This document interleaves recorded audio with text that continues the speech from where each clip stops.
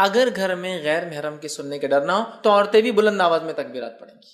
سمجھ لیجیے گھر میں صرف محرم ہے، بھائی ہے، والد ہے، بچے ہے، سگے بھانجے بھتیجے، محرمات، تو عورت تیز بول سکتی ہے. لیکن ڈر ہو کہ غیر محرم سنیں گے تو پھر پست آواز میں بولیں گے. لیکن عورت بھی بولیں گی، اور میں تو کہتا ہوں عورت ہی پہلے بولے تو پھر بچے بھی بولیں گے. بچے تو ماں سے ہی سیکھیں گے نا. بہرحال تو عورت بھی بول سکتی ہے. ٹھیک ہے. اسی طرح جو ہے تکبیرات کے علاوہ ان ایام میں ہمیں کیا کرنا ہے؟ تو ان ایام میں ہمیں روزے رکھنا ہے. کون سے؟ عشرہ ذوالحجہ، پہلے ذوالحجہ کے پہلے عشرے کی بات چل رہی ہے وہ ہماری. تو اس میں کیا کرنا ہے؟ تکبیرات کے علاوہ روزے رکھنا ہے. نبی اکرم صلی اللہ علیہ وسلم کے تعلق سے آتا ہے، صحیح مسلم کی روایت ہے، مجھے اللہ تعالیٰ سے امید ہے کہ اس دن کا روزہ 9 ذوالحجہ، ایک سال پچھلے اور ایک سال اگلے گناہ کا کفارہ بنے گا. تو 9 ذوالحجہ کو تو رکھنا ہے. یہ غیر حاجی کے لیے، حاجی نہیں رکھیں گا.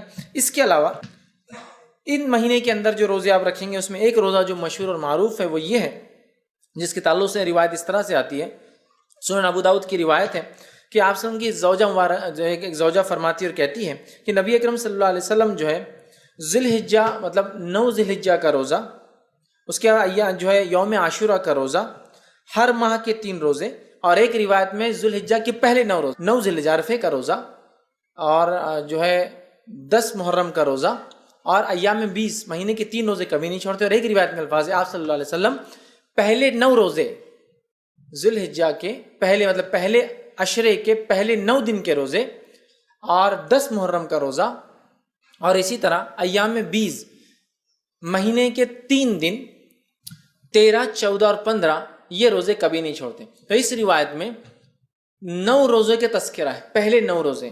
تو پتہ چلا اس مہینے میں روزے بھی رکھنا چاہیے.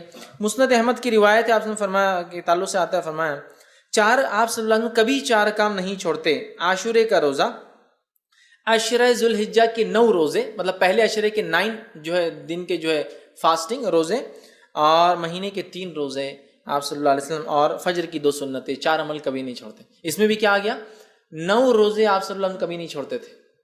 تو عشرہ ذوالحجہ میں روزہ بھی رکھیے. تکبیرات، روزہ، 9 روزے رکھ سکتے ہیں. 9 نہ بھی ہو پائے تو کم از کم ایک تو ضرور رکھیے، عرفے کے دن کا روزہ. ٹھیک ہے، یہ بھی جو ہے اس میں عمل کرنا ہے.